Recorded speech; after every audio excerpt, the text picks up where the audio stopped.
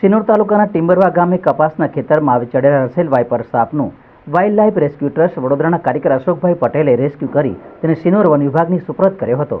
શિનોર તાલુકાના ટિમ્બરવા ગામે રહેતા ખેડૂત અનિલભાઈ રમણભાઈ પટેલના કપાસના ખેતરમાં આજે શ્રમિક લોકો કપાસ વીણવા માટે ગયા હતા. આ દરમિયાન સવારના 10 વાગ્યાના અરસામાં કપાસના ખેતરમાં એક રસેલ વાઇપર સાપે દેખા દેતા કપાસના ખેતરમાં કામ કરતા શ્રમિક લોકોમાં અફરાતફરી મચી જવા પામી હતી અને ડરના કારણે શ્રમિક લોકોએ કપાસનું વિનામણ બંધ કરી ખેતરના શેઢા પર નીકળી ગયા હતા. જે અંગેની જાણ ખેડૂત અનિલભાઈ પટેલને થતાં તેઓ દ્વારા ખેતરમાં સાપ હોવા અંગેની જાણ વાઇલ્ડ લાઇફ રેસ્ક્યુ ટ્રસ્ટ વડોદરાના કાર્યકર અશોકભાઈ પટેલને કરાઈ હતી. જેની જાણ થતાં તાત્કાલિક અશોકભાઈ પટેલે ટિમ્બરવા ગામે પહોંચી ખેડૂત અનિલભાઈ પટેલના કપાસના ખેતરમાં આવી ચડેલા સાપને રેસ્ક્યુ કરી તેને શિનોર વન વિભાગની સુપ્રત કરવાની તજવીજ હાથ ધરી હતી. આ દરમિયાન ત્યાં હાજર ખેડૂત તેમજ શ્રમિક લોકોએ અશોકભાઈ પટેલની સરાહનીય કામગીરીને બિરદાવી હતી.